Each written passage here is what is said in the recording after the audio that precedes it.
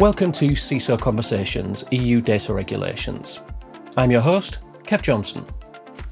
We're serving you insights and best practices from people like yourself, regulation contributors and writers, and leading experts on data security on how the upcoming rollout of multiple data regulations within the EU is putting everyone's minds to the test.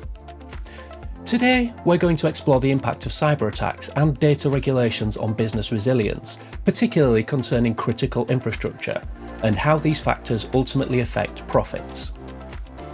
To help us do that, we've invited Pierre-François Guglielmi, EMEA Field CISO at Rubrik, Trish McGill, an executive subject matter expert for cybersecurity IT OT at Heus Voeders and Nobian, Brian Wagner, Chief Technology Officer at Revenir, and Tim Clements, owner of Purpose and Means, into the studio. Enjoy. My name's Pierre-François Guglielmi, I go by PF, and I am a field CTO for EMEA here at Rubrik. Today, we have a very exciting session ahead of us for you on the impact of cyber attacks and data regulations on business resilience and ultimately profits, specifically with regards to critical infrastructure. But I'm not alone today. I have the great pleasure to welcome three bright industry minds, each with their own unique background, experience, and foresight on the topic.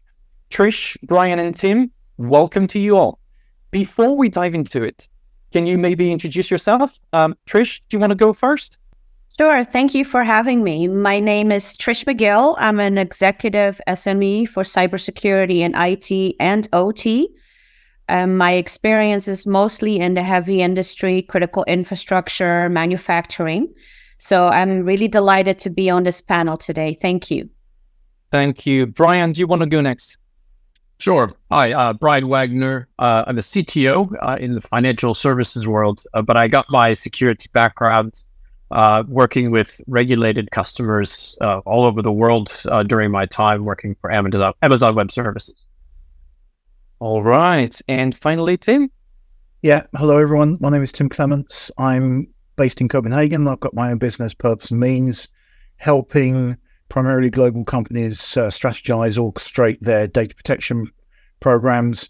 I'm also a faculty member of the International Association of Privacy Professionals, the IPP. All right. Thank you all. So let's jump in. And actually, I'd like to start by giving some background around this topic and specifically for critical infrastructure. So, Brian, I will actually start with you if you don't mind. Sure. So to give a little bit of background, like I said, unfortunately, it's not a secret that the number of cyber attacks has been increasing over the past, specifically over the past few years, and they become more and more impactful as they evolve. Actually, 2 years ago, we said that there was a ransomware attack happening every 11 seconds on average. Now, experts say that by 2030, we'll see a ransomware attack every 2 seconds, which is more than 5 times more. If you were to highlight 2 or 3 main events over the past decade that really opened private and public organizations' eyes to the chaos that cyber attacks can cause, what comes to mind? Yeah, well, I mean, that's a very long list, to be honest with you. Unfortunately, I think COVID really had a big impact on cyber attacks as the world sort of retreated indoors. The easiest way to steal information was over the network. I mean, I suppose before people were indoors, that was probably also the truth. But we saw much more strain on our everyday, infrastructure and services in that case, as well as an increase in remote users. In terms of major shaping events, like I say, the list is actually so long, unfortunately. Too long. Yes, that it's really what I'd like to look at. And instead of focusing on kind of the big ugly, scary messages, it's more to highlight really the underpinnings of kind of the common thread amongst both high profile and low profile attacks. I mean, even just this year, you asked me to go back a few years, but even just this year, even in the last few months, we've seen Iranian hackers launching cyber attacks into Israel's railroad networks. I mean, you're talking about critical infrastructure. We're right there about moving people. And, maybe that's not necessarily, front page of the New York Times stuff. However, it was about the attack method, which is effectively a phishing campaign, which when we get into more conversation today, I think it's going to be a common thread. Additionally, just this year in August, we saw Belarus target foreign embassies in various countries for over a decade, but it's really kind of been uncovered. Imagine that, basically an ongoing cyber campaign for over a decade. And they did this by disguising Windows updates and malware in Windows updates, right? So these things that seem so innocuous. And additionally, we've seen Russian hackers, I'm sure that's been around in the news for a while, attacking the Canadian government. They basically did a ransomware attack in Alberta, which is a province in Canada, compromising data of over 1 million people. And I think the most important takeaway from that is that the Canadian government ended up paying the ransomware which is like the biggest no-no you can do when defending against cyber. But they did sort of proudly confirm that very little data was actually lost as a result of paying the malware. Paying the ransomware. Yeah. Pierre, you've been witnessing this evolution that we were talking about for years. Do you see organizations starting to understand the severity of this development and fully grasp the consequences of not being prepared? Have you seen situations where the risk was underestimated, and as a consequence, the blast radius of the cyber attack was kind of bigger than expected, so to speak? Yeah, I think it's still the case that for many companies, a cyber attack, it's often a wake-up call. It's often this kind of something that maybe teams within the company have been warning against, and trying to report risk to senior leadership, not getting the traction. And what we've seen, I mean, I'm based in Denmark, so a couple of interesting cases from here. A few years ago, I was working with a biotech company, and they suddenly discovered their products. And this is a global leader. Their products were being manufactured on the other side of the world. Because their IP had been leaked earlier in the year, so that was a huge wake-up call. They literally went from having a small security team of just a handful of people to suddenly having one of the big four consultancies camped out on their site for at least half a year. Rapid deployment of technology. I mean, obviously all this was very unplanned. I mean, or we could look at it from the other perspective, and you could be a victim of an attack, not directly targeted. And again, a big Danish company, the shipping and container company AP Møller-Mærsk, I think it was 6 years ago. I mean, this brought that company to an absolute standstill. And afterwards, they disclosed that they'd lost between $200 and $300 million in lost revenue, which is colossal. And I think it represents about 1% of their annual turnover for that year. Heavens knows how much they had to pay, to actually respond to it was a ransomware attack. So I think that they are obviously becoming more commonplace. The statistic that you mentioned doesn't surprise me. And interestingly, from a data protection perspective, if you look into the fines, that non-compliance with, for example, the GDPR, the European regulation. We talk about the 4% to the 2% fines, which has been used for scaremongering companies for quite some years. But interestingly, a data breach would only trigger a 2% fine and not a 4%, which perhaps reflects the inevitability that the regulators understand that it is going to be more commonplace than you'd expect. Yeah, absolutely. Trish, over to you. In your line of work, how do you see all of this, like being in a world that is more and more regulated? And we're talking about GDPR here. There's NIS2, there's DORA coming up.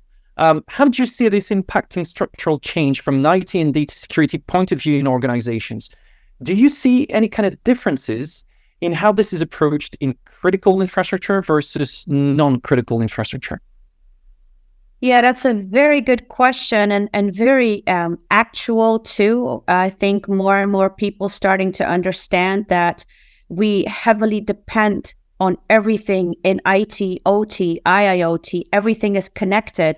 If you look at your home already, you use so much that is connected to the internet, you couldn't imagine being without it. So I think that even in the corporations now, the knowledge is improving, that they realize the critical infrastructure, what an impact that has if it goes down. But furthermore, the good part is that especially board of directors and our C-suite now understands that a physical attack is no longer the only attack on critical infrastructure. Why leave your desk if you can do it from your desk, right? Absolutely.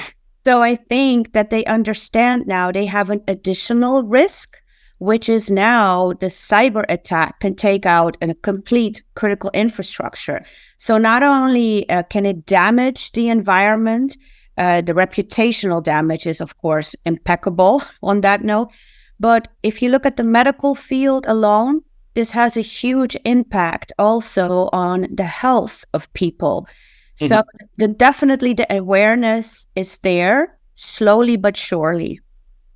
Yeah, and that's actually very interesting, the examples that you give, especially, around healthcare and hospitals and all that. And not only just critical infrastructure, such as, maybe power grids and water supply and things like that. It can really have different kinds of impacts with consequences, potentially in that case, on lives. And I think from that perspective, if we get back to regulations and NIS2 specifically, I think this directive is a good example of that. Compared to the original NIS, which actually appeared in 2016, which is not very long ago. NIS2 concerns more sectors, more organizations, including supply chains that was actually alluded to by Brian earlier. To improve readiness to prepare for and to respond to cyber attacks. And as part of this, critical infrastructure services and organizations are actually categorized in the context of that NIS2 directive in essential, critical, and important. And that's also to make sure that more types of organizations will improve their cybersecurity posture going forward. On the overall, I think that the evolution of NIS2 and what NIS2 brings will help around 160,000 entities, which I think is a good thing. So let's move on and talk a little bit about the consequences. And actually, Trish, I will stay with you for now, if you don't mind. So in terms of the consequences of such new regulations and what it's going to change, how do you see the foundational ideas behind these two being adopted? I know that it's still a bit early. It will actually be applicable starting from October next year. But do you think that this is going to boost the cybersecurity readiness as promised? And in what ways are you seeing this making a difference for critical infrastructure organizations? So in all the regulations and directives that we already have experienced so far, for some reason, NIS2 directive has a different impact on many organizations. And I believe it is because we've had so many cyber attacks on critical infrastructure. We are reporting more because people are depending upon it. I believe NIS2 directive has a huge impact on organizations, that the main question that they have, what will we do if we get attacked? Can we recover? Can we continue our business? That is the number one question that I hear when I am at different organizations. So it is creating movement. And as the movement is happening, the questions pop up, and then the readiness is next. People want to know, have we ever checked? Have we ever tested? We check, when you look at a factory, the fire alarms are checked, but cybersecurity mimics are not done so often. Of course, a full stop, that is a lot of work in a factory, but you see that people are starting to ask questions and wondering, what are we going to do? And that is a huge start. I think that's great. So absolutely, it's creating movement. Yeah, and that's a good thing. Speaking of readiness and preparation, Brian, what are some areas where organizations are not ready enough, in your opinion, in order to live up to goals and objectives behind these regulations? Are there any areas where either the way of thinking or the technology is still too legacy? Absolutely. When we think of in context of critical infrastructure, when we look at it, like technology advancements, and in turn, I guess if we're looking at that in comparison to readiness, if you think of sort of innovative or sort of technically advanced organizations, companies like I don't know, Apple, Tesla, Netflix, these are the companies that come to mind. It's not to say that there's not tremendous talent and technology involved in critical infrastructure, but it's like I say, it's not necessarily their purpose. So when you have regulations that are raising the bar on requirements for data protection, cybersecurity protection, you're talking about these things, and typically in an industry where that is not necessarily the forefront. It's not the part of the core product or the core service, the core offering. So as a consequence, you're going to get some legacy IT systems, which also come with some legacy sort of ways of protecting assets. So I think one of the most important, one of the most common underlying threads of even the cybersecurity attacks that I was talking about is that people are at the core of all of it, right? How does malware get injected? How do you get a password phished? It's from people. It's someone has phished an individual. People are always the weakest link in any security program across any industry at all. When you apply that concept to, maybe legacy IT systems, or at least legacy thinking, IT systems and security are generally based around network security, which we cannot ignore. However, what good is a network defense if the person that's penetrating it is actually masquerading as someone who actually belongs there, right? And it's a very difficult thing to consider. So what I'm trying to say is, I think probably the toughest problem to solve, even for modern cutting edge technology companies, is identity and access management. Just username and password is not good enough. A username, a password, and a multi-factor authentication, in some cases, is still actually not good enough. And we're already struggling even as consumers, as a society. I know plenty of people that are still not using password wallets, for example, and that's at the individual level. You take that to the to infrastructure, to big companies or even small companies, you still get that same thing. So really, identity and access management is a huge one. And in addition to network security, there's more to it. So things like defense in depth and really monitoring everywhere. Those are the things that I think, like I say, people struggle with, even with cloud computing and basically all the technology available to them. It's still a challenge. It's a problem that is still difficult to solve, even for the most advanced companies. Tim, with regards to trying to comply with these regulations and directives and things like that, so the one thing is to try to catch up to reach compliance with data protection and security regulations and directives. You have an exceptional front row seat, Tim, to seeing all of the issues that arise from organizations being non-compliant to these. What are the maybe 3 most typical non-compliance issues you come across? And are there maybe some simple steps that organization can take to either avoid or to fix these? Yeah, I mean, as Brian said, where do you start? But I think, interesting what Brian was also talking about, the people. And I see that as one area where many companies still have this very kind of tick box based approach to compliance, absolute bare minimum. And often that results in a lack of investment in people. And Brian was saying that people are the weakest link, but I think it's also, we can't always blame the people. We sometimes also need to blame the decision makers who decide not to invest in the right training for the right people. And, just giving a generic kind of e-learning package to people, expecting them to understand it in the context of their own work, it's not going to fly.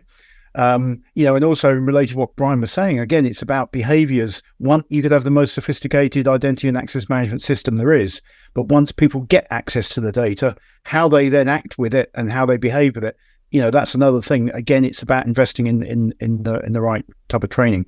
I think one of the biggest steps companies can take, and this often is quite seen as a provocative statement, especially to data protection professionals, and that is move data protection out of the legal department. Don't see data protection as solely a legal issue. Yes, knowledge of the laws is absolutely essential, without a doubt. But to orchestrate, what you got to remember is when lawyers were at law school, they were not taught how to strategize, how to plan, how to orchestrate. They know nothing about change management. They're not particularly strong in communication. That didn't get taught in law school. Yet those are the skills that we need to bring data protection alive in most companies. The other thing we need is imagination. We need people who can imagine the unimaginable in terms of attack vectors, scenarios, and so on.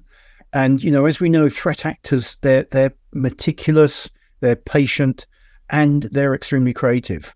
And although hindsight's a wonderful thing, and we look back into incidents and breaches and understand what went wrong, but what we need to do is we need to put ourselves into the mind of the bad guys, because that's exactly what they do. They use their imagination to try to identify the weaknesses. And on that note, I mean, data protection is a team sport, and it's not just this legal issue as I just mentioned. And just like any other team sport, whether it's football, rugby, or whatever, we have different positions on the field. They require different competencies. And I'm not having a dig at the legal team here, but if you imagine a team of lawyers on a soccer field, they'll all be the ones defending the goal, not scoring the goals. And obviously what business needs to do, they need to achieve their objectives by obviously scoring those goals. And then the other point, I think, which I see common in many companies, is not really understanding the different types of risk that we are talking about and how those different types of risk connect. In data protection, we talk about the risk to the rights and freedoms of individuals. That's very specific. And it's something that, even a lot of security professionals don't fully comprehend. So risk to individuals, security risk, compliance risk, legal risk, regulatory risk, financial risk, reputational risk, you've got to understand all those different connections. And that's something that I think I see, especially senior leadership, they don't fathom those connections. So a lot of room for improvement. A lot of room for improvement. And I think that there's one thing that strikes me in what you said, or you kind of alluded to this. It's basically, preparation is key, but you really need to prepare for the worst.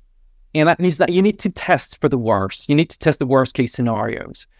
Now, the next question that comes is how do we do this? How do we prepare for this? What do we need to change? So, Trish, what primary behaviors do you see need to change for organizations hosting data that is essential to our way of life, our critical infrastructure, to comply with the likes of NIS2, for example? So what Brian and Tim just mentioned, I mean, I totally agree. And then when I map that to our board of directors, to our C-suite, to our management, they talk the language of continuous operations and safety, right? What's important to them is, how do I make sure my operations is continuously on and that my people are safe? So we need to translate what we know is vulnerable for us on a level that they understand. So we begin with our board and our executives. So how come a lot of times we skip the tabletops? We skip the awareness trainings on that level. That is very important because they are our decision makers. And it's up to us to make sure that they understand their number one risk is, I want to make sure my operations never go down. Well, then it's up to us to explain to them what they need to do to ensure that. So I believe that especially on a management level, business risk, continuous operations, safety, that kind of areas need to be exercised with them. They need to know and understand what the impact is. They need to be with us in a tabletop exercise in a room and say, but we have no backup. Where's our contingency plan? We don't really know what to do if we go down. That's where you want to get to, and then you can take the measures. So for me, NIS2 directive, I really believe that is going to start. Yeah. But Brian, actually Trish started to touch on that, but with regards to all of this, how do you think we can position this across the organization and also to the external stakeholders so that both the board that Trish talked about and also the IT and security teams, to be fair, are feeling secure and confident enough that they can recover from a highly targeted cyber attack, for instance? Yeah, that's a tricky one in terms of board and external stakeholders, because for the most part, in the world of people that have that do security for a living. I think everybody has a responsibility to care about it, but there's a smaller subset of people that have the knowledge and the experience and the willingness to do something about it. And it's certainly not an adversarial relationship, but you start talking about these kind of things, and the things that we've been talking about here in a boardroom, and people say, look, get to the point, right? And I think, Trish and Tim said it, but I know, Tim, you said it, I think, multiple times, is the word is risk, right? Risk is the common language. Everybody understands risk. I can go to a board and talk to them about layer 2 cache row hammer attacks on silicon, but they don't want to hear that. They want to say, where is my, where are my risks, and are we mitigating them? Everybody understands risk, right? We understand risk in our daily lives. So that's absolutely number one, is start the conversation and finish the conversation. Base the entire conversation around risk and understanding risk. So, and again, to simplify it from, external stakeholders or the board or whatever, is take a hard look at your assets. If you're on the board, you have some investment, not necessarily financial, but you have some sort of commitment and investment to the company, and you should know what's important to that company. Maybe not down to the individual asset level, but in terms of critical infrastructure, what are your assets? Your assets are trains. Your assets are the systems that that move into London. Maybe the systems that schedule the trains to not be on the same track at the same time. Things like that. It's a pretty easy one to understand. What do you want to protect? What would someone want to attack, and how would they get there? It's all about working backwards from that risk. Assess your assets, understand what's important to the outside, and know the pathways into those to those assets, and protect them accordingly, right? And just like Trish said, the way to do that is exercise. Just exercise. Measure.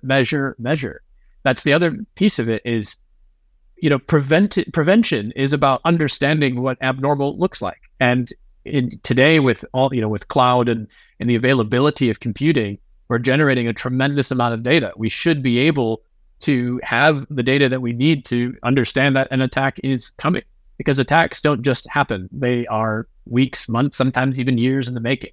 And if we're measuring, if we're practicing constantly, then that is absolutely how you're going to be able to understand what your position is at any given day. So be prepared.